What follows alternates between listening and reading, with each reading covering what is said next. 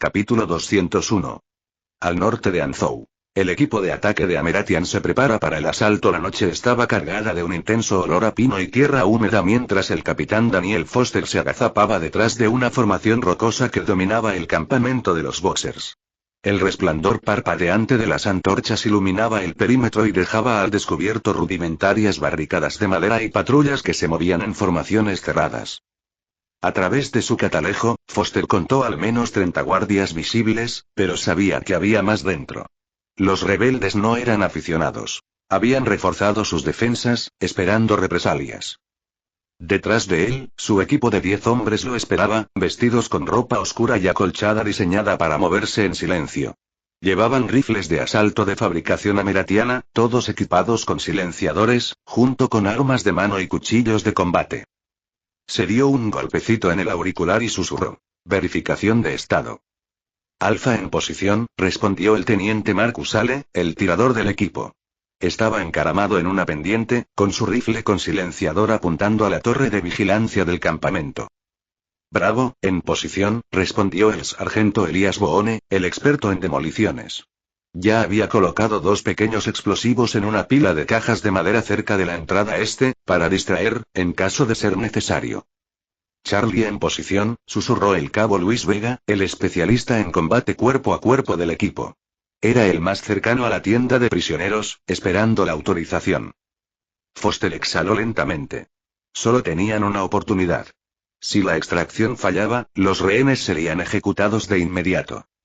Miró su reloj de bolsillo. La 1 horas, justo a tiempo. Nos movemos. La primera fase fue la eliminación de las patrullas exteriores. Ale apuntó desde la cima de la montaña y ajustó la puntería contra el viento. El guardia de la torre de vigilancia se apoyó en su rifle y bostezó. Ale apretó el gatillo. PFFF. La bala silenciada impactó en la sien del rebelde, que se desplomó hacia adelante y su cuerpo cayó por el borde, cayendo al suelo sin hacer ruido. Torre caída. Foster hizo una señal para que avanzaran. 2 guardias patrullaban la entrada principal, con la atención centrada en el borde del bosque. Grave error. Ale ajustó su rifle. PFFF. El primer rebelde se derrumbó. Antes de que el segundo pudiera reaccionar, Luis Vega se abalanzó desde las sombras, rodeó el cuello del hombre con un brazo y le clavó una daga bajo las costillas. El cuerpo del rebelde se sacudió antes de quedar inerte. Entrada despejada. Foster hizo un gesto a sus hombres para que avanzaran. Se deslizaron a través de las barricadas de madera, manteniéndose en las sombras. Amber se sentó erguida al oír algo inusual. Silencio. Hace unos momentos, podía oír a los guardias Boxer intercambiando susurros, sus botas crujiendo contra el suelo. Ahora, nada. Su pulso se aceleró. Se volvió hacia los demás rehenes, diplomáticos europeos, funcionarios chinos, comerciantes, todos ellos observando con temerosa anticipación. Entonces, una mano enguantada se deslizó por la abertura de la tienda. Una espada brilló en la penumbra. El primer guardia Boxer se desplomó antes de poder reaccionar, con una bala silenciada alojada en su cráneo. 2 figuras emergieron de la oscuridad, con los rifles en alto. A Amber se le cortó la respiración. Soldados ameratianos. Uno de ellos, Luis Vega, se llevó un dedo a los labios. No hagas ruido. Te vamos a sacar. Ámbar asintió y susurró. ¿Los demás? Los vamos a atrapar a todos. Manténganse agachados. Los rehenes avanzaron arrastrándose, con movimientos apresurados pero controlados. Apareció un segundo guardia Boxer con el rifle levantado en señal de alarma. Vega giró y su silenciador escupió 2 balas. PFFF. PFFF. El guardia se desplomó sobre una pila de cajas. Los rehenes jadearon, pero Vega no perdió el ritmo. Muévete. Ahora. Foster había esperado permanecer en las sombras, pero un rebelde Boxer alerta había visto a uno de sus hombres arrastrando un cuerpo hacia la oscuridad. Intrusos. El campamento estalló en gritos. Boone, enciéndelo. Un momento después. Auge. La entrada este estalló en llamas y esparció metralla de madera. La explosión fue pequeña, pero desorganizó a los Boxers. Foster se colocó el fusil al hombro y apretó el gatillo en ráfagas controladas. Silencioso, preciso. Los rebeldes cayeron antes de que pudieran reagruparse. Amber sintió que Luis Vega la agarraba con más fuerza del brazo mientras corrían hacia la línea de árboles. Detrás de ellos, los rebeldes se apresuraban a organizar una defensa. Se escucharon más explosiones, detonaciones controladas destinadas a perturbar al enemigo. Un grupo de rehenes tropezó y Vega se giró y disparó 2 tiros contra un boxer que se acercaba. Sigue moviéndote. A Amber le ardían los pulmones mientras corrían hacia el punto de encuentro. Miró hacia atrás. Foster y sus hombres cubrieron la retirada, disparando al campamento con precisión despiadada. Pero entonces, un cuerno de guerra boxer sonó desde la distancia. El estómago de Amber se apretó. Refuerzos. La radio de Foster crepitó. Comando, tenemos rehenes libres, pero tenemos una amenaza entrante. Una voz respondió, tranquila pero firme. Extracción en 2 minutos. Mantengan la línea. 2 minutos. Un oficial boxeador cargó hacia adelante con la espada en alto. Foster apuntó con su pistola. PFFF. El oficial se desplomó. Otro boxeador disparó un mosquete. El tiro salió desviado, pero Vega tropezó cuando una bala astillada le rozó el brazo. Amber agarró el rifle de Vega y lo estabilizó. No te detengas ahora. El equipo de ataque se atrincheró y mantuvo su posición mientras los rehenes restantes subían a los vagones de extracción. Los boxers se reagruparon y se congregaron cerca del depósito de suministros en llamas. Se oyeron más gritos de guerra. Se acabó el tiempo. Vamos. Gritó Foster. El equipo retrocedió hacia la zona de extracción, disparando en ráfagas rápidas para suprimir la persecución. Cuando llegaron al claro designado, el bajo zumbido de los motores que se aproximan. Un vehículo blindado británico atravesó la maleza, con las ametralladoras montadas rugiendo. Foster exhaló. Refuerzos. Justo a tiempo. Agarró la muñeca de Amber. Entra. Ahora. Ella subió a bordo mientras el equipo de ataque se amontonaba detrás de ella. El vehículo se tambaleó hacia adelante, levantando tierra mientras se alejaban del campo de batalla. Tras ellos, el campamento boxer ardió y sus fuerzas quedaron destrozadas. Horas después, Amber estaba sentada dentro del puesto militar británico, envuelta en una manta pesada. Agotada, pero viva. Foster estaba cerca, hablando por una radio. Rehenes asegurados. Misión cumplida. La línea crujió. Entonces. La voz de Matthew Esch, cargada de emoción. Gracias. Tráela a casa. Amber cerró los ojos y finalmente se permitió respirar. Ella estaba a salvo. Pero. ¿Viniste solo por mí? Ese era el alcance de la misión, rescatarlo, su gracia. Pero todavía quedan rehenes. ¿Qué crees que ocurriría si uno de ellos fuera rescatado por una fuerza desconocida? Sus vidas correrían peligro. Usted es el único que importa, su gracia. La mandíbula de Amber se tensó mientras se quitaba la manta y se ponía de pie, olvidando por un momento su cansancio. Eso es inaceptable, espetó, su voz cortando el aire tenso. Me rescataste, pero dejaste que los demás murieran. Foster exhaló con fuerza y se frotó las sienes. Señora, no teníamos elección. Si nos quedábamos más tiempo, todos estaríamos muertos, incluida usted. Los puños de Amber se cerraron.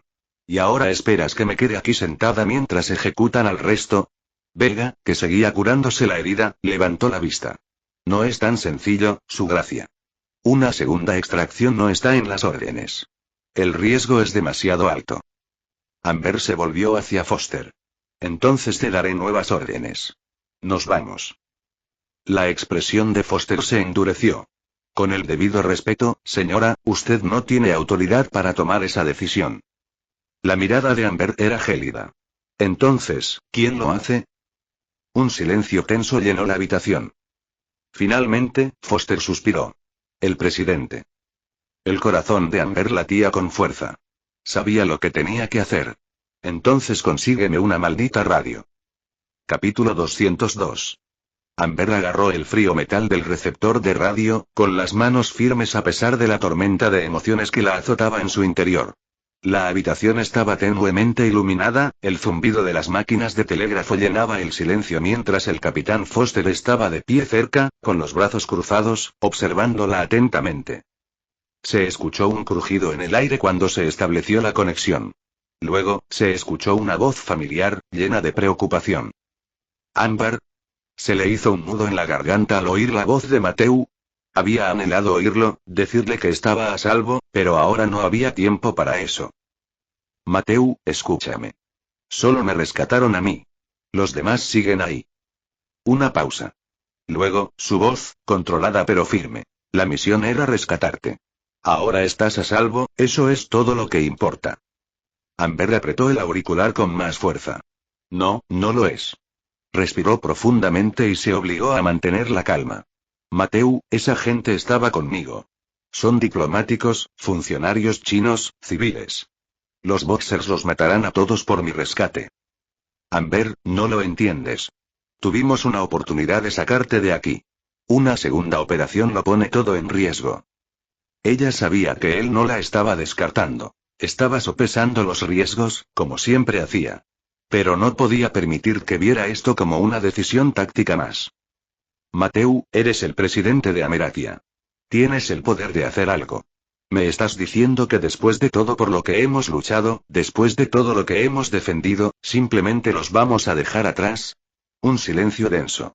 Podía imaginarlo sentado en la sala de guerra, con la mandíbula apretada, rodeado de asesores que le decían que no se metiera. Amber, no se trata solo de nuestros principios. Si enviamos más fuerzas, nos arriesgamos a una guerra con China. La corte imperial ya está caminando sobre una delgada línea. Si ven tropas ameratianas operando dentro de sus fronteras sin autorización, entonces consigue la autorización. Espetó Amber. Habla con el emperador. Dile que podemos trabajar juntos para tomar el campamento. Otra pausa. Ya lo intentamos. La corte imperial está dividida. Algunos quieren ayudar, otros temen que los Boxers tomen represalias contra ellos por trabajar con nosotros. Amber cerró los ojos, la frustración la hervía por dentro. Entonces, ¿qué pasa? ¿No hacemos nada? ¿Simplemente los dejamos morir? Ámbar, su voz era más suave ahora, pero todavía incierta. Ella respiró hondo y su voz era firme e inquebrantable. Mateu, tú me conoces. Sabes que no pediría esto a menos que supiera que es lo correcto. Si todavía estuviera allí, ¿me habrías dejado atrás? El silencio se prolongó. Entonces, no. Ella tragó saliva con fuerza. Entonces no los dejes atrás tampoco. Otra larga pausa. Podía oír voces apagadas de fondo. Sus asesores, sus generales. Entonces Mateu volvió a hablar con tono decidido. Dame una hora. Amber dejó escapar un suspiro que no se había dado cuenta que estaba conteniendo. Eso es todo lo que pido. La línea se cortó. El presidente Mateu se encontraba de pie a la cabecera de la mesa, con expresión indescifrable. A su alrededor, sus principales oficiales militares permanecían sentados en un tenso silencio. El general Carter Hayes se inclinó hacia adelante, con los brazos cruzados. Señor, con el debido respeto, una segunda operación es una imprudencia. La primera apenas salió sin bajas. Si volvemos a entrar, nos enfrentaremos a una fuerza Boxer totalmente movilizada, no a un campamento tomado por sorpresa. Mateu golpeó con los dedos la madera pulida. Amber tiene razón. Si no actuamos, seremos cómplices de sus muertes. El secretario de Estado, Richard Alden, se ajustó las gafas. Señor, los británicos y los franceses se están preparando para una intervención a gran escala, pero no actuarán con la suficiente rapidez para salvar a los rehenes. Si intervenimos ahora, podríamos sentar un precedente peligroso. Fuerzas estadounidenses actuando en suelo chino sin autorización explícita. Mateu se volvió hacia el embajador William Thornton, que acababa de llegar de Pekín. ¿Cuál es la postura del emperador? Thornton suspiró. Está en conflicto. Quiere que los Boxers sean aplastados, pero no puede ser visto como un aliado de las potencias extranjeras. Si entramos solos, podríamos obligarlo a actuar, pero si esperamos a que actúe, los rehenes estarán muertos. Mateu exhaló bruscamente. Así que no tenemos elección. El general Hayes negó con la cabeza. Señor, tengo que objetar. Nuestros hombres están exhaustos y los Boxers saben que vamos a atacarlos. Esto ya no es una operación furtiva, es una guerra. La voz de Mateu era tranquila pero firme. Luego pelearemos. Un pesado silencio se apoderó de la habitación. Luego habló de nuevo. Quiero una operación conjunta con los británicos y los japoneses. Atacaremos el campamento con precisión, con ataques coordinados, sin vacilaciones. Hayes apretó la mandíbula, pero asintió. Entendido, señor.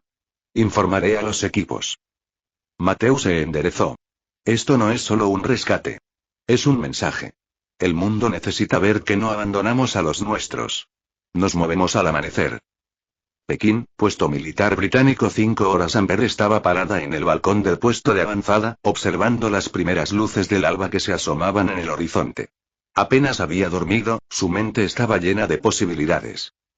Foster se acercó con un vendaje nuevo en el antebrazo, que había recibido de la escaramuza anterior. Su marido dio la orden, dijo, apoyándose en la barandilla. Se están movilizando ahora. Amber exhaló. Gracias. Foster sonrió a medias. No me des las gracias todavía. Todavía tenemos que sobrevivir a esto. El sonido de pasos que se acercaban los hizo darse vuelta. Un oficial británico dio un paso adelante. La operación está en marcha.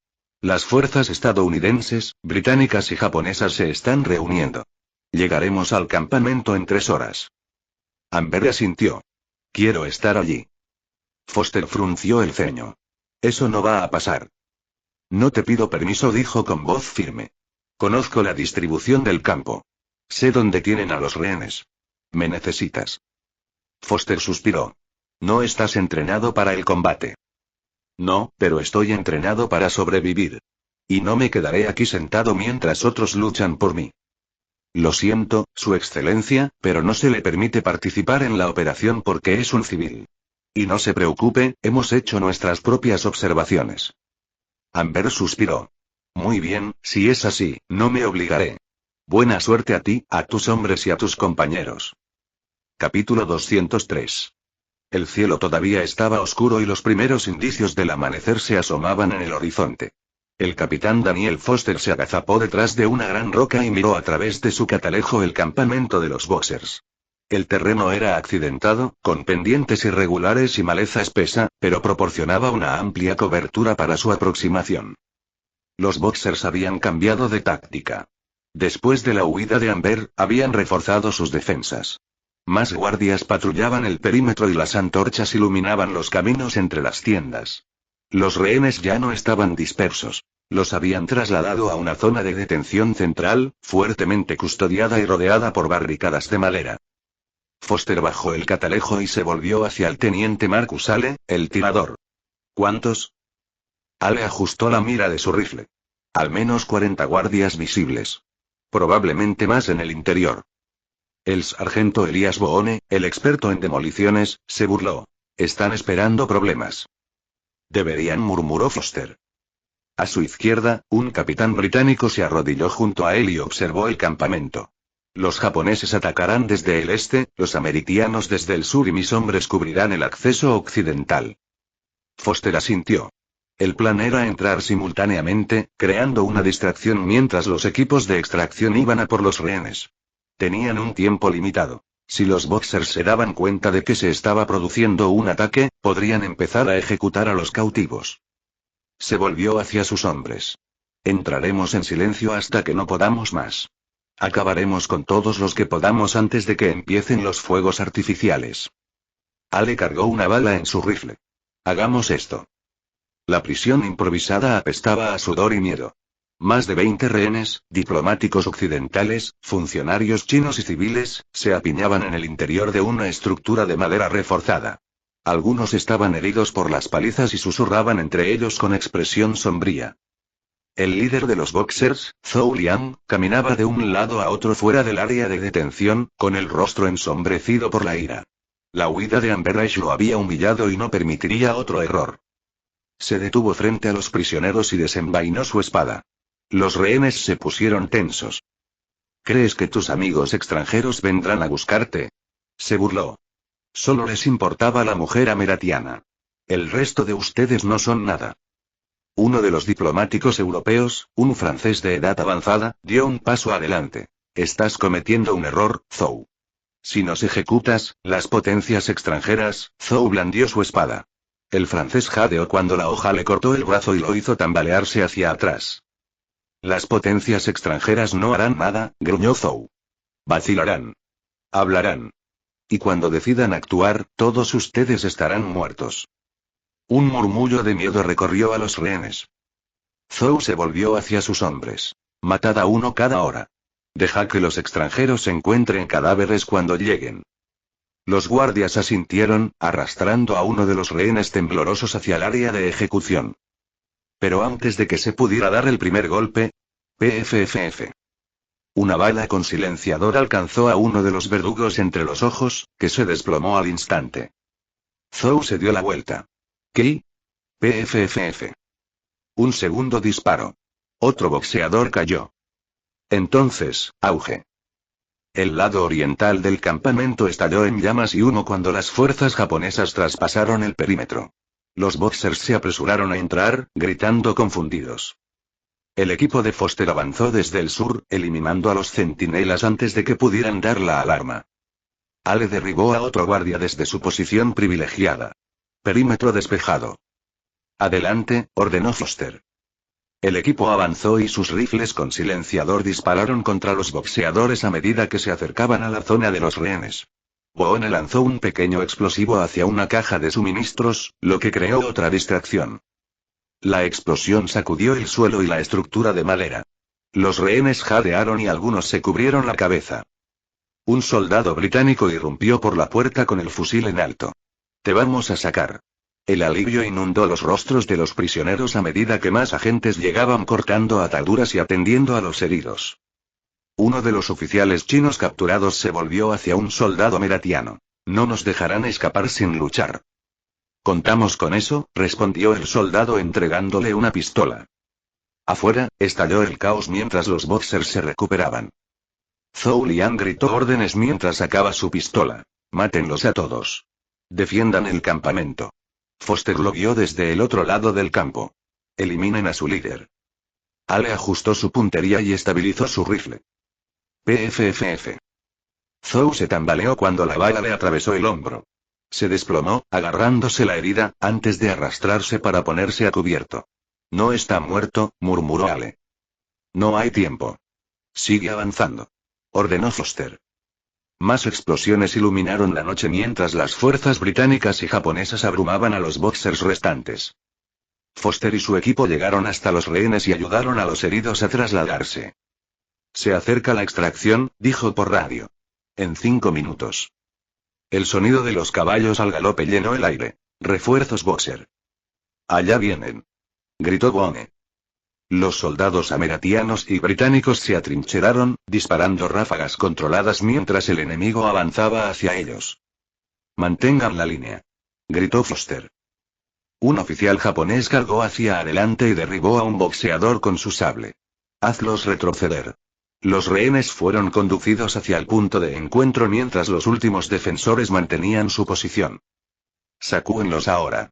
El sonido de motores distantes indicó la llegada de vehículos blindados de transporte. Los soldados cubrieron la retirada, asegurándose de que ningún rehén quedara atrás.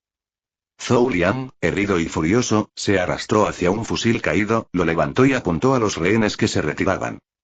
Se oyó un único disparo. Ale bajó el rifle. Ahora está muerto. Cuando los últimos rehenes fueron capturados, las fuerzas estadounidenses, británicas y japonesas se retiraron.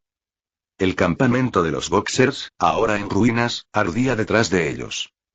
Amber se quedó parada al borde del puesto de avanzada, observando el convoy que se acercaba. Cuando Foster y su equipo aparecieron, guiando a los prisioneros rescatados, dejó escapar un suspiro que no se había dado cuenta de que estaba conteniendo. «Lo lograste», susurró. Foster asintió, exhausto pero satisfecho. Están a salvo. Horas después, Mateusz recibió la confirmación. Su mandíbula se relajó mientras se reclinaba en su silla. Están a salvo, murmuró. Su secretaria, Collins, exhaló aliviada. Señor, ¿qué debemos decirle a la prensa? Mateusz se puso de pie y se ajustó la corbata. Dígales que Ameratia no deja a nadie atrás. Y, por supuesto, como somos nosotros quienes planificamos la operación, también debemos atribuirnos el mérito. Ya sabe lo bien que nos parece esto. Capítulo 204. La sala de prensa de la Casa Blanca estaba repleta. Decenas de periodistas, tanto nacionales como internacionales, llenaban los asientos, con sus bolígrafos preparados sobre sus cuadernos, máquinas de escribir haciendo clic y cámaras listas para captar cada palabra. La operación de rescate en China ya había dominado los titulares, pero el mundo estaba esperando la declaración oficial del propio presidente de Estados Unidos. Los murmullos cesaron cuando las puertas se abrieron. El presidente Mateusz subió al podio con expresión serena y una postura firme que reflejaba el peso del liderazgo. Se ajustó la corbata y apoyó las manos en los costados del atril, mientras escrutaba a la audiencia con la mirada antes de hablar. Buenos días, damas y caballeros. Durante la última semana, Amerati ha estado siguiendo de cerca la situación en China, en particular la creciente violencia causada por la rebelión de los Boxers. Muchos diplomáticos extranjeros, funcionarios chinos y civiles fueron tomados como rehenes por este grupo radical. Entre ellos estaba mi esposa, Amber Heche. Se hizo el silencio en la sala. Todo el mundo ya lo sabía, pero oírlo de sus labios lo hizo aún más real. Gracias a los incansables esfuerzos del personal militar estadounidense, en colaboración con nuestros aliados británicos y japoneses, hemos llevado a cabo una operación exitosa para rescatar a los rehenes de su cautiverio. Los 23 cautivos fueron rescatados y transportados sanos y salvos a lugares seguros. Un periodista del New York Times levantó la mano. Señor presidente, ¿significa esto que Amerati participó oficialmente en una acción militar en suelo chino sin la autorización explícita del gobierno chino? La expresión de Mateu no vaciló. Participamos en una operación humanitaria necesaria. Nuestra misión no era un acto de agresión contra China, sino una medida decisiva para evitar la pérdida de vidas inocentes. El gobierno chino fue informado de nuestras acciones y, aunque no aprobó abiertamente la operación, tampoco se opuso a ella. El emperador es consciente de que los Boxers representan una amenaza mayor para su gobierno que cualquier potencia extranjera. Otro periodista del London Times se puso de pie. Señor presidente, ¿qué mensaje envía esto a otras naciones? ¿Seguirá Estados Unidos tomando medidas militares directas cuando se tomen rehenes, incluso si eso significa entrar en territorio extranjero? Mateu se inclinó hacia adelante. Amerati no negocia con terroristas. No abandonaremos a nuestra gente. Esta operación envía un mensaje claro. Si amenazan la vida de los ameratianos, iremos a por ellos. No abandonaremos a nuestros diplomáticos, a nuestros ciudadanos ni a nuestros aliados ante la barbarie. Un murmullo se extendió por la sala. Sus palabras fueron audaces, firmes. A continuación intervino un periodista del diario Le Figaro. Señor presidente, ¿existe algún temor de que esto desestabilice aún más a China? Mateu asintió levemente. La situación en China es compleja. Están luchando por mantener el control sobre su propio territorio y las facciones dentro de la corte imperial están divididas sobre cómo proceder. Sin embargo, quiero ser claro. La rebelión de los Boxers no es un levantamiento legítimo del pueblo chino, es una insurgencia violenta que amenaza la estabilidad interna y externa. Instamos al gobierno chino a que actúe con decisión contra ellos. Si no lo hacen, lo hará el mundo. Otro periodista, de la Ameratian Tribune, se puso de pie. ¿Y qué pasa con la señora Heche? ¿Cuándo regresará a casa? La expresión de Mateu se suavizó un poco. Amber está a salvo. Actualmente está colaborando en las gestiones diplomáticas en Pekín y garantizando que las relaciones con la corte china se mantengan estables tras esta misión. Regresará a casa en septiembre. Una última pregunta vino del Washington Herald. Señor presidente, ¿qué significa esto para la política exterior de Estados Unidos en el futuro? ¿Adoptamos un enfoque más intervencionista? Mateu se enderezó. Amerati siempre actuará en su propio beneficio y en el de su gente. No seremos imprudentes, pero tampoco nos quedaremos de brazos cruzados. No se trata de conquistar ni de vigilar el mundo. Se trata de responsabilidad. Cuando Amerati actúa, lo hace con un propósito. Con eso, se alejó del podio, lo que marcó el final de la conferencia. Sus asesores lo siguieron mientras salía de la sala, dejando a la prensa entusiasmada con la discusión. 19 de septiembre de 1893. La brisa de principios de otoño soplaba sobre el puerto cuando el buque insignia de Amerati, el US Resolute, atracaba en el puerto. Los estandartes de Amerati ondeaban en los muelles y una pequeña delegación de bienvenida se había reunido para recibir a una de las figuras más conocidas de la nación. Amber Heche estaba de pie en la cubierta, mirando la costa mientras el barco se acercaba. Habían pasado meses desde la última vez que había puesto un pie en Ameratia y, aunque había estado concentrada en la diplomacia en China, anhelaba volver a casa. En el momento en que el barco atracó, una fila de marineros uniformados bajó la pasarela. Amber bajó con gracia practicada, con expresión tranquila pero cálida. En cuanto pisó tierra firme, una figura familiar la estaba esperando. Mateo. Sus miradas se cruzaron y, por un instante, el mundo que los rodeaba pareció desvanecerse. Sin dudarlo, Amber cerró la distancia y Mateo la abrazó con fuerza. «¿Estás en casa?», murmuró contra su cabello. Amber asintió contra su pecho. «¿Y tú estás aquí?». Se apartaron un poco y se miraron el uno al otro. En sus ojos había cansancio, pero también alivio. Mateo exhaló, con las manos todavía apoyadas en su cintura. «Me pusiste en una posición difícil ahí atrás». Amber sonrió. «Necesitabas un empujón». Él se rió entre dientes. «Siempre necesito un empujón tuyo». Ella lo observó por un momento. «Te adjudicaste el mérito de la operación». Mateo no parecía avergonzado. «Por supuesto. Lo planeamos. Lo ejecutamos. El mundo necesitaba ver que Ameratia lidera desde el frente». Amber suspiró pero no discutió. ¿Y la corte china? Están equilibrando sus luchas internas.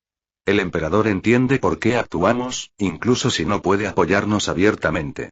Ahora están tomando medidas enérgicas contra los boxers. Nuestra intervención los obligó a actuar. Amber asintió. Entonces valió la pena. Mateo tomó su mano y la apretó suavemente. Vamos. Necesitas descansar. Y yo necesito que mi esposa vuelva a casa. Mientras caminaban juntos hacia el carruaje que los esperaba, Amber echó un último vistazo al barco en el que había llegado, y las aguas que se extendían más allá se extendían hacia tierras lejanas. Aún quedaba mucho por hacer, pero por ahora, estaba en casa. Y eso fue suficiente. Capítulo 205. El sol de la mañana arrojaba una luz dorada sobre los amplios jardines de la Casa Blanca. La tensión de los últimos meses finalmente había comenzado a disminuir y, por primera vez en lo que parecía una eternidad, Mateo no estaba sentado en una sala de guerra, mirando mapas de territorios extranjeros o discutiendo estrategias diplomáticas. Hoy, él era solo un esposo. Un padre. Amber estaba sentada frente a él en la mesa del desayuno en el comedor privado, bebiendo té. El aroma a pan fresco, huevos y tocino llenaba el aire. Era una comida sencilla, una que Mateo apenas había tenido tiempo de disfrutar últimamente. «Pareces cansada», comentó Amber mientras dejaba su taza. Mateo sonrió burlonamente mientras cortaba los huevos. «Lo estoy. Pero al menos puedo estar cansado en casa en lugar de en una sala de reuniones». Amber asintió y añadió un poco de miel a su té. Extrañaba esto. Extendió la mano para cogerla por encima de la mesa y la apretó con suavidad. «Yo también». «¿Cómo está Maverick?». «Bueno, siempre se queda en la cuna como el bebé que es», se rió Amber. «No puedo esperar a que crezca». Mateo se rió entre dientes y sacudió la cabeza. «Disfrútalo mientras dure. Antes de que te des cuenta, estará corriendo por los pasillos de la Casa Blanca, metiéndose en todo». Amber sonrió burlonamente. «Lo dices como si no hubiera sucedido ya. La semana pasada, logró tirar una pila entera de papeles en tu oficina». Mateo suspiró. «Así que ahí es donde fueron a parar. Pensé que Collins los había perdido». Amber se rió y dejó la taza de té en la mesa. «Tiene curiosidad por todo. Observa el mundo como si estuviera tratando de entender cómo funciona todo». Mateo se reclinó en su silla y se tomó un momento para asimilarlo. «Va a ser inteligente». «Ya lo sé». «Como su padre», añadió Amber con una sonrisa. «¿O su madre?», replicó Mateo. Un suave grito resonó en el pasillo, interrumpiendo la conversación. Ambos se giraron hacia el lugar de donde provenía el sonido antes de que Amber se pusiera de pie. «Hablando de eso, creo que nuestra pequeña alborotadora está despierta». Mateo dejó la servilleta en la mesa. «Yo iré a buscarlo». Amber alzó una ceja. «¿Estás segura? Hace tiempo que no tienes una mañana completa para ti». Mateo sonrió mientras empujaba su silla hacia atrás. «Creo que puedo encargarme de mi propio hijo». Amber se rió entre dientes mientras lo observaba desaparecer por el pasillo. La guardería de Maverick. Mateo entró en la habitación de los niños y vio a su hijo de 1 año de pie en su cuna, agarrado a la barandilla de madera. Los ojos azules profundos de Maverick, muy parecidos a los de su padre, se iluminaron en el momento en que lo vio. «Da», exclamó Maverick, rebotando ligeramente sobre sus pies. Mateo sonrió, dio un paso adelante y levantó a su hijo en brazos. «Buenos días, pequeño. ¿Dormiste bien?». Maverick balbuceó en respuesta, agarrando la corbata de su padre. Mateo se rió, dejándolo tirar de ella por un momento antes de apartar sus pequeños dedos. Está bien, no estrangulemos a tu viejo». Maverick se limitó a reír en respuesta. Mateo lo llevó hasta el ventanal, donde el sol brillaba sobre los jardines de la Casa Blanca. Señaló hacia afuera. «Un día, estarás corriendo por ahí. Pero por ahora, evitaremos que intentes salir de tu cuna». Maverick respondió con un chillido de alegría, acariciando la mejilla de su padre. Mateo suspiró y le dio un beso en la frente a su hijo. «Yo también te extrañé, amigo». Amber apareció en la puerta, apoyada contra el marco de la puerta y con una sonrisa cómplice. «Sabía que estarías envuelta alrededor de su dedo meñique». Mateo se giró y enarcó una ceja. «¿Y tú no?». Amber entró y extendió la mano para acariciar los suaves rizos de Maverick. «Completamente». Besó a su hijo en la frente antes de mirar a Mateo. «¿Lo llevamos afuera? Es un día hermoso». Mateo asintió. «Creo que es una gran idea». Poco después, los tres paseaban por los jardines de la Casa Blanca. Maverick estaba sentado en los brazos de Mateo, con los brazos extendidos hacia las ramas oscilantes de un árbol cercano. «¿Sabes?», reflexionó Amber mientras observaba la fascinación de su hijo por el mundo que lo rodeaba, «son momentos como este los que me recuerdan por qué todo lo que hacemos importa». Mateo asintió y se colocó a Maverick en la cadera. «Es fácil dejarse llevar por todo. Las reuniones, la diplomacia, las decisiones que afectan a las naciones. Pero, al fin y al cabo, todo gira en torno a la familia». Amber sonrió. «Y el futuro que estamos construyendo para él». Llegaron a un banco a la sombra, bajo un roble imponente. Mateo se sentó y colocó a Maverick en su regazo mientras Amber se acomodaba a su lado. Maverick inmediatamente alcanzó una hoja caída, sus pequeños dedos agarrándola con intensa concentración. Amber lo miró con diversión en los ojos. «¿Ves? Ya sientes curiosidad por todo». Mateo sonrió con sorna. «Tal vez sea un científico, un escritor o un líder». Amber se apoyó en su hombro. Sea lo que elija, nos aseguraremos de que tenga todas las oportunidades». Mateo miró a su hijo, que ahora intentaba llevarse la hoja a la boca. Rápidamente la arrancó antes de que Maverick pudiera lograrlo. «Primero asegurémonos de que sobreviva a la infancia». Amber se rió. «Estoy de acuerdo». Se sentaron allí por un rato, simplemente disfrutando la tranquilidad, el suave susurro de las hojas en la brisa y la calidez del momento. Por una vez, el mundo podía esperar.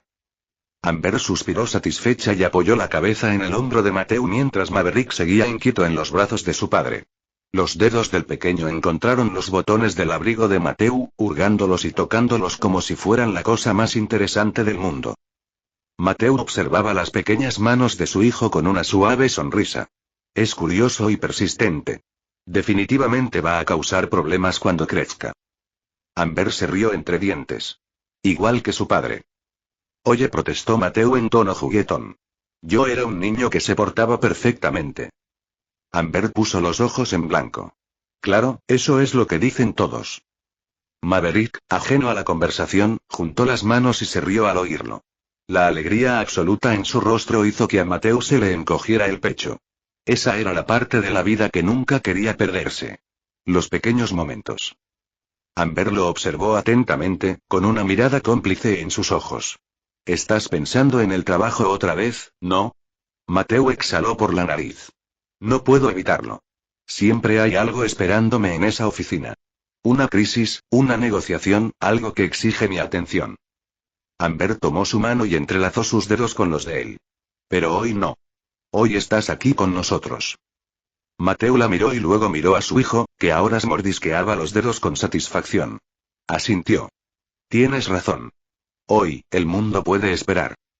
Amber sonrió. «Bien. Porque todavía tenemos todo el día por delante y tengo toda la intención de aprovecharlo al máximo». Mateo sonrió burlonamente. «¿Y qué es exactamente lo que tienes planeado?». Amber sonrió. Bueno, estaba pensando en llevar a Maverick al estanque y alimentar a los patos. Mateo enarcó una ceja. ¿Y arriesgarse a que se tire al agua? Ámbar se rió. Creo que podemos lograr mantenerlo seco. Mateo miró a Maverick, que ahora estaba haciendo ruidos emocionados ante la mención de los patos, aunque no tenía idea de lo que eran. Está bien, entonces serán patos. Capítulo 206. El paseo hasta el estanque fue tranquilo, el sol de la mañana se filtraba entre los árboles y arrojaba una luz moteada sobre los senderos de piedra. El aire era fresco y traía el aroma de la hierba fresca y las flores en flor. Los jardines de la Casa Blanca eran tan grandiosos como siempre, mantenidos a la perfección, pero en ese momento no se trataba de diplomacia, poder o prestigio. Se trataba solo de familia. Maverick, sentado con seguridad en los brazos de Mateo, balbuceaba con entusiasmo mientras se acercaban al estanque. Sus pequeñas manos se agitaban hacia el agua, como si pudiera alcanzarlas y tocar las ondas. Amber llevaba una pequeña bolsa de tela llena de migas de pan y sonreía al ver el entusiasmo de su hijo. Parece que alguien está emocionado. Mateo se rió entre dientes mientras acomodaba a Maverick en su calera. No creo que él sepa por qué está emocionado. Cuando llegaron al banco de madera cerca del borde del agua, Mateo se sentó con cuidado y colocó a Maverick en su regazo. El pequeño se inclinó hacia adelante y miró con los ojos muy abiertos a los patos que se deslizaban por la superficie del estanque. Algunos de ellos graznaron a modo de saludo y sus picos anaranjados se abrieron y cerraron a medida que se acercaban nadando. Amber sacó un puñado de migas de pan y le entregó algunas a Maverick. Toma, cariño. Justo así. Echó unas cuantas migajas al agua y los patos nadaron inmediatamente hacia ellas, mordisqueándolas con avidez. Maverick observaba fascinado. Mateo le tendió unas migajas a su hijo. Vamos, amigo. Inténtalo. Maverick agarró los pequeños trozos con sus dedos regordetes y los miró fijamente durante un largo momento antes de llevárselos directamente a la boca. Amber suspiró, ya lo estaba esperando. No, cariño, alimentamos a los patos, no a nosotras mismas. Mateo se rió mientras le quitaba con cuidado el pan de la boca a su hijo. Ya trabajaremos en eso. Después de varios intentos más, y solo un intento más de comer las migas de pan, Maverick finalmente lo logró. Arrojó las migas y chilló de alegría cuando los patos las devoraron. Cada vez que uno de ellos graznaba, Maverick aplaudía y sus piececitos pateaban de emoción. Amber sacudió la cabeza, divertida. ¿Creías que acaba de descubrir una nueva especie? Mateo sonrió. Bueno, en su pequeño mundo, probablemente lo hizo. Se quedaron sentados allí un buen rato, observando cómo Maverick continuaba con su muy serio trabajo de alimentar a los patos. Mateo se sintió completamente relajado, su mente libre del peso habitual de la responsabilidad. Solo su esposa. Su hijo. Los patos. Nada más importaba. A última hora de la mañana, el cálido sol ya estaba más alto en el cielo. En lugar de volver al interior, Amber sugirió que hicieran un pequeño picnic en el césped. El personal preparó rápidamente una manta bajo la sombra de un gran roble y colocó una sencilla cesta con fruta, sándwiches y pasteles. Mateo se estiró sobre la manta, apoyándose en un brazo mientras sostenía a Maverick cerca con el otro. Amber se sentó junto a ellos, cortando un trozo de manzana en trocitos pequeños para su hijo. Aquí tienes, dijo ella, levantando un pequeño trozo. Maverick lo agarró y se lo metió en la boca con una mirada de pura satisfacción. Mateo sonrió. Al menos sabe cómo comer esto. Amber le lanzó una mirada juguetona. No te burles de él. Todavía está aprendiendo. Maverick, ajeno a la conversación, masticaba felizmente su manzana mientras pateaba con sus pequeños pies la pierna de su padre. Mateo se acercó más a Amber. Podría acostumbrarme a esto. Ella le dirigió una sonrisa cómplice. Bien. Porque aún no hemos terminado. Mateo levantó una ceja. Ah, ¿sí? Amber señaló los establos de la Casa Blanca que se veían a lo lejos. Pensé que podríamos llevar a Maverick a ver los caballos. Mateo miró a su hijo, que ahora intentaba agarrar un mechón de cabello de Amber. ¿Crees que está listo para eso? Amber sonrió. Es un Esh. Puede manejarlo. Mateo se rió. Muy bien, entonces serán caballos. El olor a heno y a cuero pulido los recibió cuando entraron en los establos de la Casa Blanca. Había varios caballos hermosos en sus establos, bien cuidados y erguidos. Uno de los mozos de cuadra, un caballero mayor llamado Jeremy, se quitó el sombrero al acercarse. Buenas tardes, señor presidente, señora Ash. ¿Qué los trae por aquí hoy? Amber sonrió. Pensamos que sería bueno presentarle los caballos a Maverick. Jeremy sonrió. Ah, veo que empiezas desde pequeño. Eso está bien. Mateo movió a Maverick en sus brazos y dejó que el pequeño mirara a su alrededor. Los ojos del niño se abrieron de par en par al ver las grandes criaturas que tenía ante él. Uno de los caballos, una mansa yegua marrón, asomó la cabeza por encima del establo y olfateó con curiosidad en su dirección. ¿Te gustaría dejar que la acaricie? Preguntó Jeremy. Mateo dudó un momento, pero luego asintió. Probémoslo. Amber tomó la pequeña mano de Maverick y la dirigió hacia el suave hocico de la yegua. Los dedos del pequeño apenas rozaron el pelaje del caballo antes de soltar un chillido de alegría. Mateo se rió entre dientes. Bueno, creo que le gusta. Jeremy se rió. Eso parece. Pasaron los siguientes minutos dejando que Maverick se acostumbrara a los animales, viéndolos mientras los miraba con asombro. Extendía la mano con entusiasmo cada vez que la yegua se acercaba, sus pequeñas manos agarrando el aire. Amber sonrió radiante. Un día, tendrá la edad suficiente para montar. Mateo sacudió la cabeza y se rió. Primero concentrémonos en caminar. Después de un tiempo, finalmente regresaron a los jardines. El sol comenzaba a ocultarse en el cielo. Una tarde tranquila juntos a medida que la tarde se iba convirtiendo en noche, la familia regresó a la Casa Blanca y se instaló en la comodidad de sus aposentos privados. La chimenea crepitaba suavemente y proyectaba un cálido resplandor por toda la habitación. Mateo estaba sentado en el sofá, Maverick acurrucado contra su pecho, su pequeño cuerpo cada vez más pesado por el sueño. Amber estaba sentada junto a ellos, hojeando un libro y levantando la vista de vez en cuando para observar a las dos personas más importantes de su vida. Está exhausto, murmuró Mateo, frotando suavemente la espalda de Maverick. Amber sonrió. Ha sido un gran día para él. Mateo se movió ligeramente y ajustó su agarre mientras la respiración de Maverick se hacía más lenta. Por todos nosotros. Amber extendió la mano y rozó con sus dedos el brazo de Mateo. Gracias por lo de hoy. Mateo la miró con expresión suave. Debería estar agradeciéndote. Me recordaste que en la vida hay más que reuniones y políticas.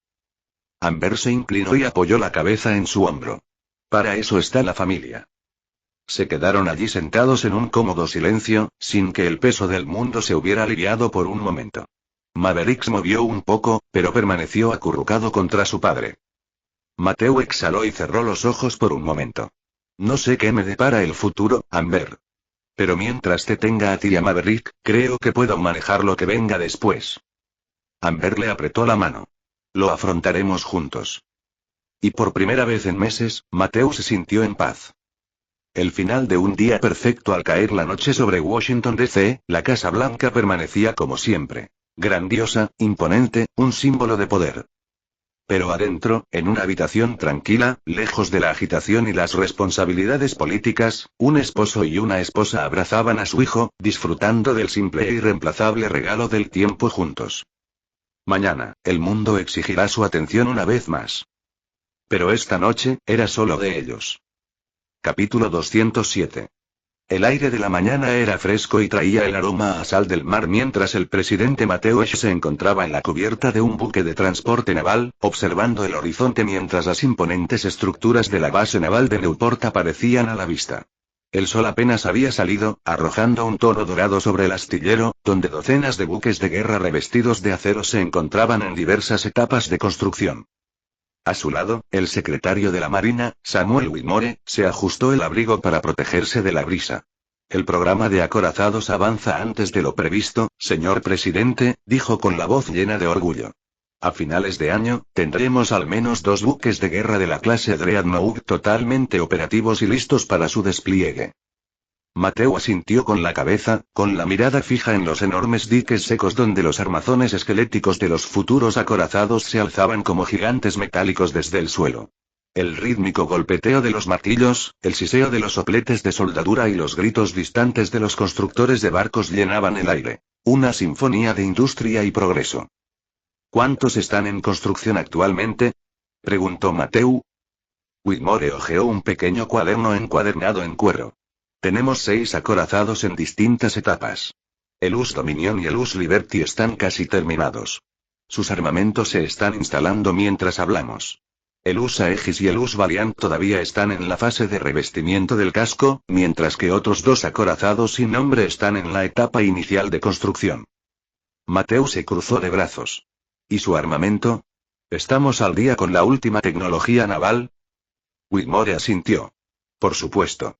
Cada barco está equipado con cañones navales de 14 pulgadas, un paso por encima de lo que la mayoría de las flotas europeas están utilizando actualmente. Nuestro nuevo blindaje también es más resistente a los proyectiles de gran calibre y hemos incorporado motores de turbina de vapor mejorados para una mayor velocidad y eficiencia. Mateo miró hacia las enormes torretas de acero que estaban bajando a luz Dominion.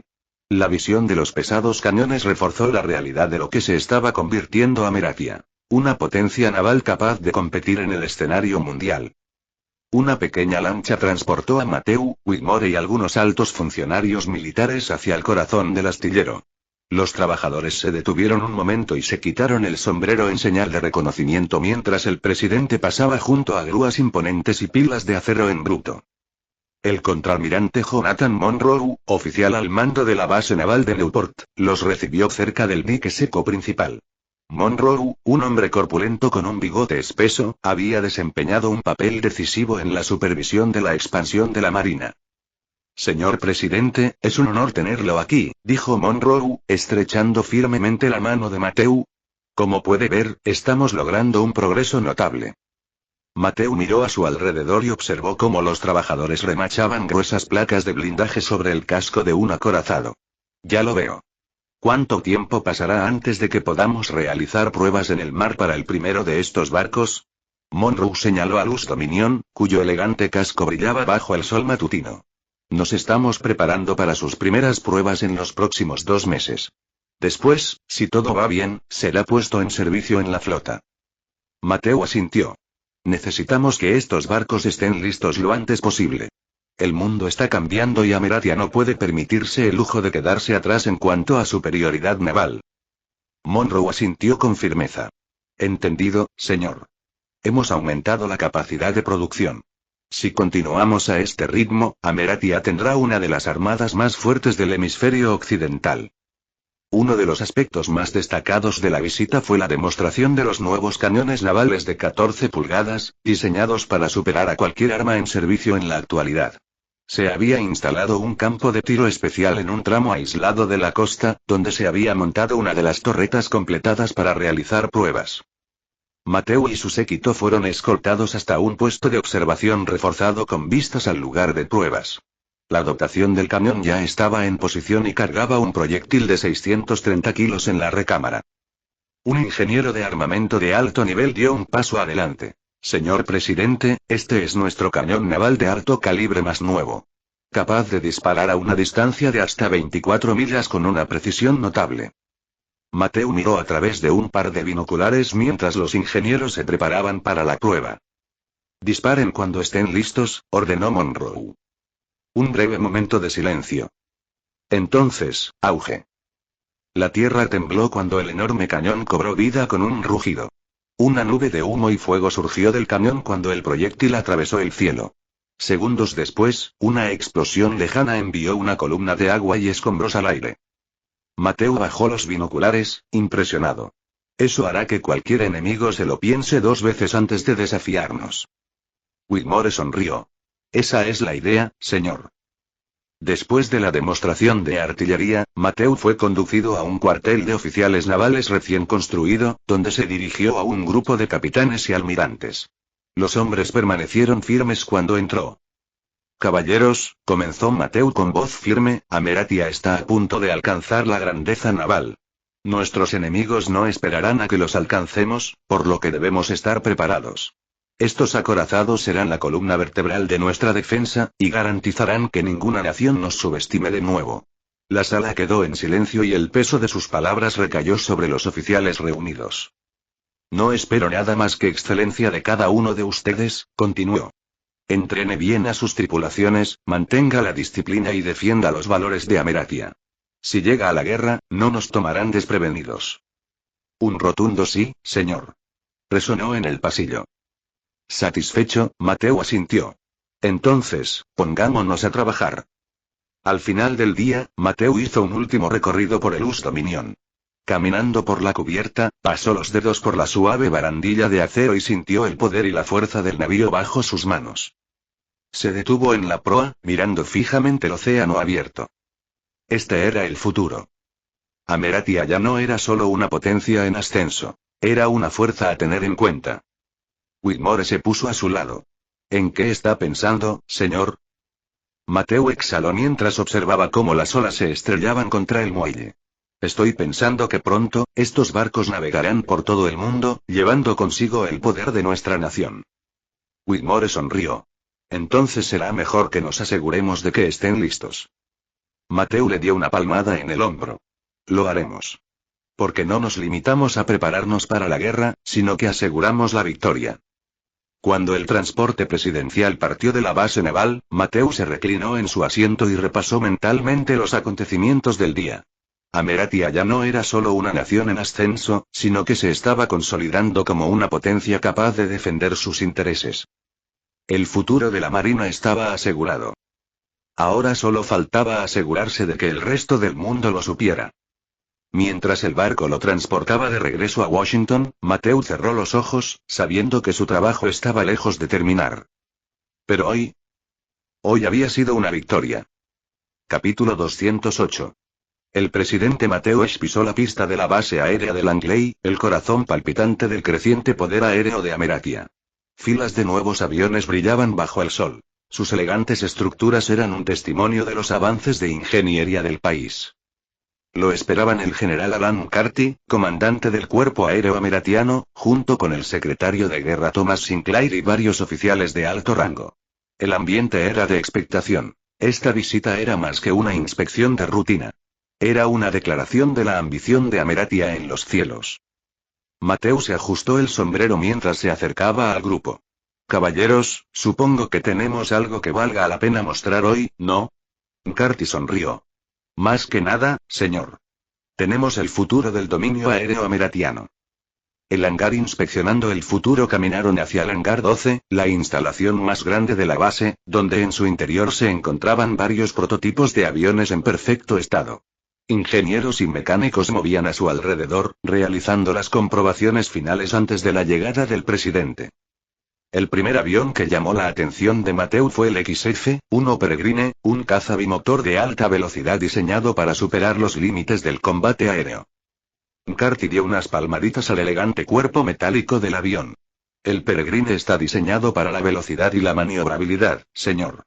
Tiene una velocidad máxima de 420 millas por hora, blindaje reforzado y está armado con 4 ametralladoras de calibre 50 y un par de cañones de 20 milímetros. Superará a cualquier cosa en el cielo. Mateo pasó la mano por el fuselaje pulido y asintió con la cabeza en señal de aprobación. Impresionante. ¿Cuál es el alcance operativo? Alrededor de 1200 millas, pero con tanques de combustible desprendibles, podemos extenderlo aún más. Más que suficiente para misiones de escolta de cazas o ataques profundos. El secretario Sinclair se cruzó de brazos. Este es exactamente el tipo de potencia de fuego que necesitamos. Los europeos y los japoneses han estado impulsando sus capacidades aéreas. No podemos permitirnos quedarnos atrás. Mateo volvió su mirada hacia otra aeronave. Un enorme bombardero de 4 motores estacionado en el otro extremo del hangar. McCarthy sonrió burlonamente. Veo que ha notado el B-3 Warhawk, señor presidente. Mateo levantó una ceja. Cuéntamelo. Este es nuestro nuevo bombardero estratégico. Lleva hasta 5.500 kilos de explosivos, tiene un alcance de 4.000 kilómetros y puede volar a altitudes superiores a los 9.000 metros. El Warhawk está diseñado para inutilizar la infraestructura enemiga antes de que llegue al campo de batalla. Mateo estudió el avión mientras su mente se llenaba de posibilidades. ¿Cuándo podremos empezar a fabricarlos en serie? Ya estamos acelerando el ritmo. Los primeros escuadrones deberían estar listos para su despliegue el año que viene. Se volvió hacia el secretario Sinclair. Tenemos que acelerar el proceso. En el momento en que estalle otra guerra, la superioridad aérea decidirá el resultado antes de que se dispare el primer tiro. Sinclair asintió. De acuerdo, señor. También estamos trabajando para ampliar nuestros aeródromos y programas de entrenamiento. Necesitaremos miles de pilotos para volar en ellos.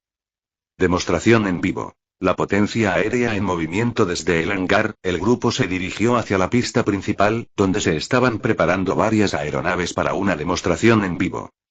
McCarthy le entregó a Mateo un par de binoculares. Observe con atención, señor presidente. Esto es lo que la Fuerza Aérea de Ameratia puede hacer. Los motores rugieron al ponerse en marcha cuando un escuadrón de cazas XF-1 Peregrine se dirigió hacia la pista.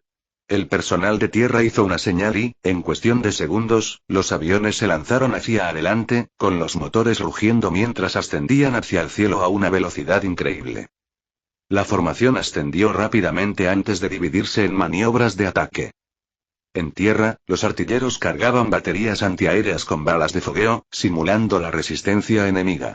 Los cazas se lanzaban en picado, esquivando fuego antiaéreo imaginario, girando y dando volteretas por el cielo con precisión. Las ametralladoras traqueteaban, disparando proyectiles trazadores a los objetivos designados. Mateo no pudo evitar sentir una oleada de orgullo. Esto era poder. Este era el futuro de Ameratia. Unos minutos después, el B-3 Barak entró en la pista con paso pesado, sus enormes alas proyectando una sombra sobre el asfalto. En cuanto alcanzó velocidad, despegó con una gracia casi sin esfuerzo, a pesar de su tamaño. En lo alto, las puertas del compartimento de bombas se abrieron y una docena de bombas simuladas cayeron en secuencia, alcanzando objetivos marcados en el campo de pruebas. El suelo retumbó mientras las explosiones estallaban en formación precisa. McCarthy sonrió. Ese, señor presidente, es el sonido de la victoria. Mateo bajó los binoculares y una sonrisa burlona se dibujó en la comisura de sus labios. Vamos a necesitar más de estos. Después de la demostración, Mateo y sus asesores regresaron a la sala de estrategia de la base, donde estaba dispuesto un gran mapa de Ameratia y sus territorios de ultramar. Mateo señaló lugares claves en el mapa. No podemos limitarnos a construir aviones. Necesitamos bases aéreas, estaciones de reabastecimiento de combustible y redes de radar. Si nos tomamos esto en serio, tenemos que ampliar nuestra infraestructura. Sinclair estuvo de acuerdo. Ya estamos estudiando la ubicación de nuevas bases aéreas en el Caribe, el Pacífico y Alaska. Necesitamos posiciones avanzadas para escuadrones de bombarderos. McCarthy añadió. Los británicos y los alemanes han estado probando sistemas de radar de alerta temprana. Si los integramos en nuestras defensas aéreas, seremos intocables. Mateo asintió. Entonces hazlo realidad. Quiero que la Fuerza Aérea de Ameratia sea insuperable. No había lugar para la duda. El mundo estaba cambiando y Ameratia tenía que estar preparada. Un momento de reflexión. Mirando hacia el futuro más tarde esa noche, cuando el sol se ocultaba en el horizonte, Mateo se encontraba en un balcón con vista al aeródromo. Las siluetas de los aviones se alineaban en las pistas y, a lo lejos, un escuadrón de cazas regresaba de sus ejercicios de entrenamiento. Amber se unió a él, deslizando su brazo por el de él. ¿Estás pensando otra vez en el futuro?, observó. Mateo exhaló. Siempre. Ella apoyó la cabeza en su hombro. ¿Alguna vez te preocupas por a dónde va a parar todo esto? Dudó antes de responder. No tenemos otra opción. Si no reforzamos nuestra fuerza, alguien más lo hará. No permitiré que Ameratia se quede atrás. Amber le apretó la mano. No olvides por qué estás haciendo esto. Mateo miró hacia el aeródromo y vio cómo el último avión aterrizaba, con sus luces de aterrizaje cortando la bruma del atardecer. No lo haré, prometió. Porque para que Ameratia prosperara, necesitaba volar más alto que nunca. Y Mateo se aseguraría de ello. Capítulo 209. Era una noche inusualmente tranquila en la Casa Blanca. Por una vez, el presidente Mateo había terminado sus tareas antes de lo previsto. Estaba sentado en su estudio privado, mirando la radio, que estaba reproduciendo una repetición de un viejo drama. El televisor en la esquina estaba encendido, pero estaba transmitiendo una obra de teatro que conocía, una que ya había visto varias veces. Mateo suspiró y se reclinó en su silla. El entretenimiento parecía estancado. La radio tenía sus límites y, si bien la televisión seguía siendo una maravilla de la tecnología, carecía de la experiencia inmersiva que ansiaba. Las presentaciones teatrales en vivo eran agradables, pero no eran nada nuevo. Necesitaba algo nuevo. Algo diferente. Amber entró con Maverick en brazos. Notó la expresión inquieta de su rostro y sonrió. ¿Tienes algo en mente? Mateo exhaló. Quiero algo nuevo en el mundo del entretenimiento. Disfruto de la radio, la televisión y el teatro, pero siento que he agotado todas mis opciones. Quiero algo que me involucre, algo más grande. Amber levantó una ceja. ¿Qué estás pensando? La mirada de Mateo se agudizó mientras una idea tomaba forma. Cine. Amber acomodó a Maverick en sus brazos, sintiendo curiosidad. ¿Cine? Repitió. ¿Qué es el cine? Mateo se inclinó hacia adelante, con los ojos brillantes y una idea todavía en desarrollo. Imágenes en movimiento, pero más que breves fragmentos mudos. Una película de larga duración con sonido, música y actuación. Una historia contada no en un escenario, sino en una pantalla. Amber lo pensó un momento. Entonces, una obra de teatro, pero grabada. Más que eso, dijo Mateo, poniéndose de pie y paseando por la sala. No se limitaría a una sola actuación. Podríamos crear producciones a gran escala, utilizar diferentes lugares, crear efectos que no son posibles en un escenario. Sería una forma completamente nueva de contar historias. Amber cambió de brazo a Maverick. Veo el atractivo, pero ¿es esto siquiera posible? Tenemos televisión y radio, pero imágenes en movimiento con sonido sincronizado. Eso suena ambicioso. Mateo sonrió con sorna. Hemos logrado todo lo que nos propusimos antes. Esto no será diferente. Amber suspiró pero sonrió. Entonces supongo que ya tienes un plan. Mateo asintió. Ahora sí. A la mañana siguiente, Mateo llegó a la sede de Esch Corporation en Ámsterdam y convocó a sus principales ejecutivos a una reunión. La sala de juntas estaba repleta de estrategas empresariales, ingenieros y especialistas en medios de comunicación. Todas las figuras clave necesarias para convertir su visión en realidad. Cuando tomó asiento a la cabecera de la mesa, los murmullos se calmaron. Señores, comenzó Mateo, hemos revolucionado la radio y la televisión, pero ahora vamos a hacer algo aún más grande. Vamos a presentar el cine al mundo. Varios ejecutivos intercambiaron miradas, intrigados pero inseguros. David Calloway, director de la división de medios, fue el primero en hablar. Señor, ya hemos experimentado con películas cortas, pero eran breves, silenciosas y carecían de impacto real. ¿Está sugiriendo que las convirtamos en algo más comercial? No solo para fines comerciales, dijo Mateo. Quiero una producción cinematográfica a gran escala. Actores, guiones, cámaras capaces de captar tanto imágenes como sonido. Quiero crear una industria que rivalice con el teatro y la televisión. Un murmullo se extendió por la habitación. Jacob Sinclair, uno de los estrategas principales, se cruzó de brazos. Esto requeriría una infraestructura completamente nueva. Estudios, equipos de producción, salas especializadas, y eso sin mencionar que la tecnología para el sonido sincronizado todavía está en desarrollo. Mateo asintió. Luego lo desarrollamos. Empezamos construyendo estudios cinematográficos e investigando nuevas cámaras que puedan grabar tanto audio como movimiento. Está bien, señor, ¿cuál es la ciencia detrás de esto? Así es como funciona, comenzó Mateo, con voz tranquila pero firme.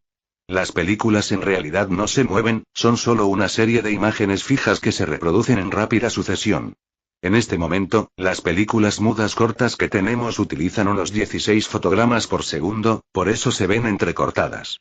Si aumentamos la velocidad de fotogramas a 24 fotogramas por segundo, el movimiento será mucho más suave, más natural. La habitación quedó en silencio, absorbiendo sus palabras. Jacob Sinclair, uno de los estrategas, se ajustó la corbata. Bien, eso explica el aspecto visual, pero ¿y el sonido? Ese es el verdadero desafío, ¿no? Mateo asintió. Ahí es donde se produce la verdadera innovación. En la actualidad, la mayoría de las películas no tienen sonido y las que lo tienen se reproducen con fonógrafo. Ese método no es fiable, el audio a menudo se desincroniza. Quiero que el sonido se grabe directamente en la propia película. David Calloway, director de la división de medios, frunció el ceño. ¿Cómo se graba el sonido en una película? Mateo sonrió levemente.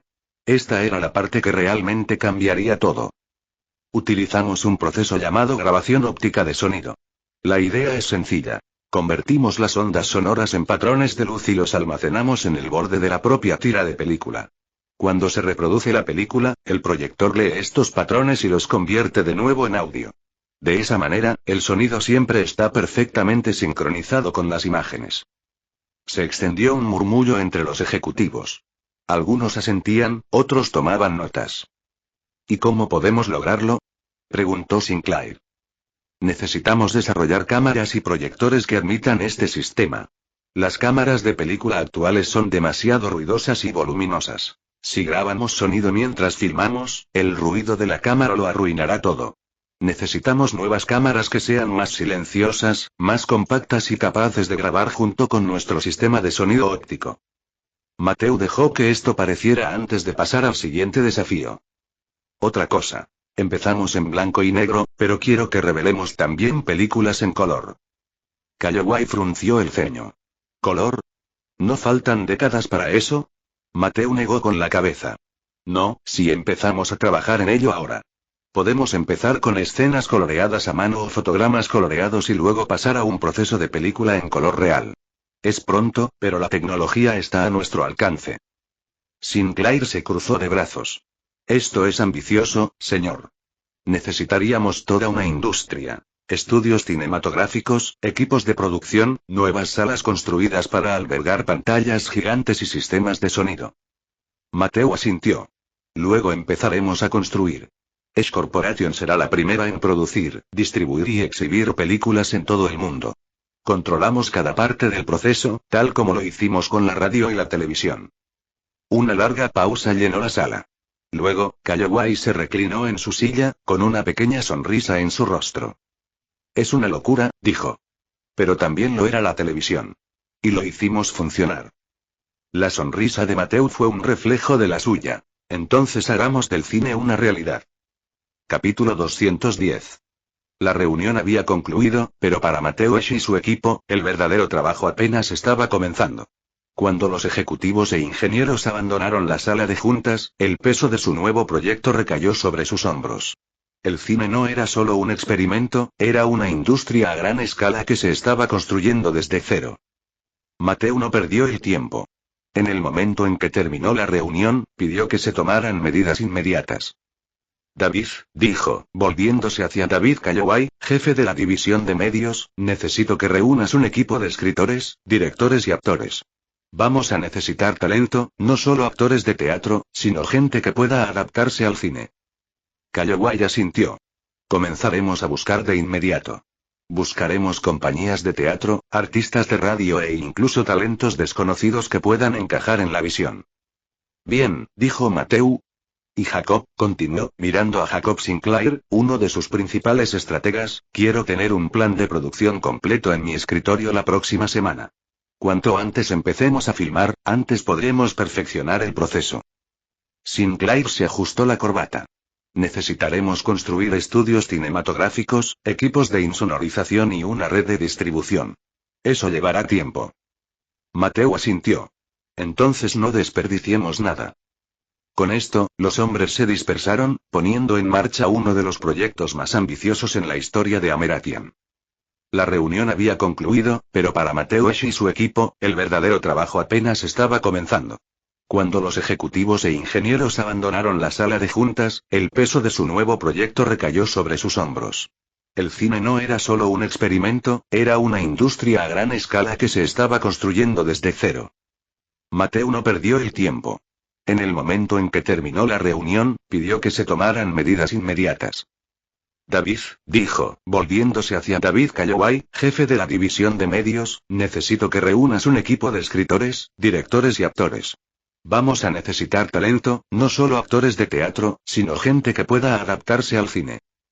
Calloway asintió. Comenzaremos a buscar de inmediato. Buscaremos compañías de teatro, artistas de radio e incluso talentos desconocidos que puedan encajar en la visión. Bien, dijo Mateu. Y Jacob, continuó, mirando a Jacob Sinclair, uno de sus principales estrategas, quiero tener un plan de producción completo en mi escritorio la próxima semana. Cuanto antes empecemos a filmar, antes podremos perfeccionar el proceso. Sinclair se ajustó la corbata. Necesitaremos construir estudios cinematográficos, equipos de insonorización y una red de distribución. Eso llevará tiempo. Mateo asintió. Entonces no desperdiciemos nada. Con esto, los hombres se dispersaron, poniendo en marcha uno de los proyectos más ambiciosos en la historia de Ameratian. El mayor obstáculo no fue la producción ni la distribución, sino la tecnología en sí. Las cámaras de película eran ruidosas y no podían grabar sonido sincronizado, lo que significaba que era necesario desarrollar un sistema de cámara completamente nuevo. Mateu pasó las siguientes semanas trabajando estrechamente con el equipo de ingeniería, empujándolos más allá de sus límites. Necesitamos una cámara que grabe tanto la imagen como el sonido, sin que el ruido mecánico interfiera con el audio, dijo a Charles Hewitt, el ingeniero jefe que supervisa el proyecto. Hewitt suspiró, frotándose las sienes. Las cámaras actuales son demasiado voluminosas y ruidosas. Incluso si añadimos insonorización, los mecanismos internos seguirán siendo audibles. Mateu se mantuvo firme. Entonces rediseñémoslo. El equipo de ingeniería pasó días desmantelando cámaras existentes, probando nuevos componentes y experimentando con materiales de reducción de ruido. La solución llegó en forma de una carcasa tipo dirigible. Una carcasa acolchada y aislada alrededor de la cámara para amortiguar el sonido. No era perfecta, pero era un paso adelante. Mientras tanto, se estaba perfeccionando el sistema de sonido óptico. Los ingenieros lograron grabar con éxito la primera prueba de audio sincronizado. Una simple frase hablada seguida de una breve melodía de piano.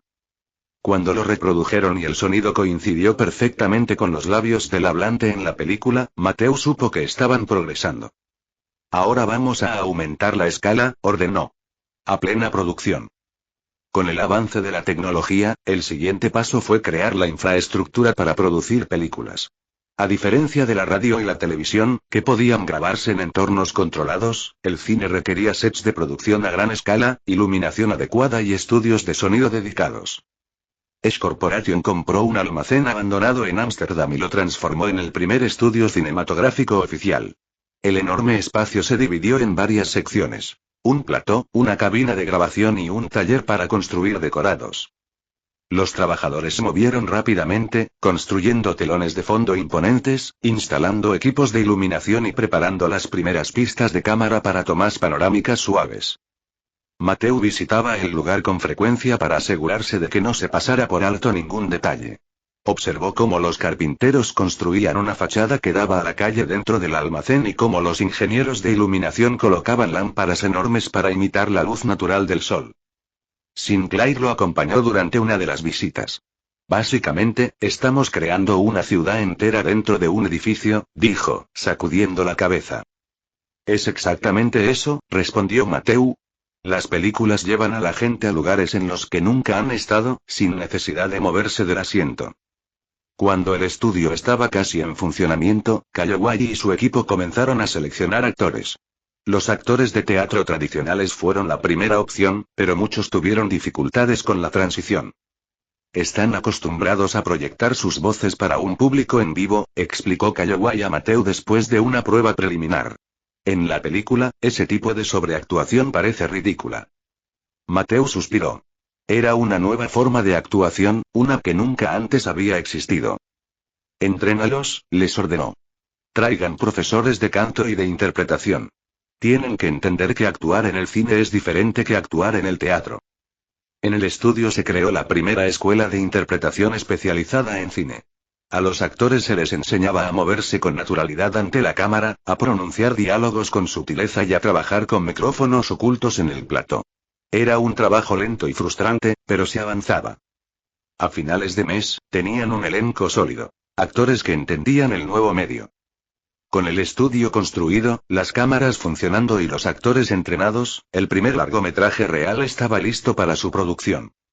Mateu aprobó personalmente el guión. Un drama romántico sencillo con elementos de acción, diseñado para mostrar la nueva tecnología sin abrumar a la audiencia. El rodaje comenzó bajo un intenso escrutinio. Los directores y camarógrafos tuvieron problemas con la iluminación, los ángulos de cámara y la grabación de sonido. Los micrófonos son demasiado sensibles, se quejó uno de los ingenieros de sonido. Captan ruidos de fondo que antes no habíamos notado. Mateo observó la instalación y rápidamente encontró el problema. Coloca los micrófonos sobre los actores, fuera del encuadre. De esa manera, captamos el diálogo sin interferencias. Pequeños ajustes como estos se convirtieron en la base del lenguaje cinematográfico. Después de semanas de largos días y noches, la película estaba terminada. Ahora venía el paso final: la edición. A diferencia de la televisión, que se realizaba en vivo, el cine requería cortar, unir y secuenciar las imágenes. Era un proceso tedioso, pero al final, el primer largometraje con sonido sincronizado estaba listo para su exhibición. 10 de marzo de 1895. La primera proyección pública se realizó en Grand Cinema, el primer cine en Ameratia diseñado para películas. Altos funcionarios, élites empresariales y miembros de la prensa llenaron el auditorio. Nadie sabía qué esperar. Mateo se sentó en la primera fila, con Amber a su lado. Echó un vistazo al auditorio lleno, sintiendo el peso del momento. Las luces se atenuaron. La pantalla parpadeó y cobró vida. Un joven apareció en la pantalla entrando en un gran salón de baile. El público lo observaba esperando silencio. Entonces, buenas noches, damas y caballeros. Un jadeo recorrió la multitud. Por primera vez en la historia, una imagen en movimiento habló. La película continuó. Los diálogos fluyeron con naturalidad. La música aumentó de volumen, perfectamente sincronizada con el movimiento. El público permaneció sentado, cautivado, completamente inmerso. Cuando terminó la película, hubo una larga pausa. Luego, un estruendoso aplauso. Mateo exhaló. Lo habían logrado. David Calloway se volvió hacia él con una amplia sonrisa en el rostro. Acabas de cambiar el mundo. Mateo sonrió. No solo yo. Lo hicimos nosotros. El cine había llegado. Y fue solo el comienzo. Y hasta aquí el vídeo. Si te gustó, no olvides dejar tu me gusta. Suscribirte y activar la campanita para que no te pierdas ningún contenido. Cuéntame en los comentarios qué te pareció y si te gustaría ver el siguiente vídeo u otra novela. Gracias por acompañarme y nos vemos pronto con más.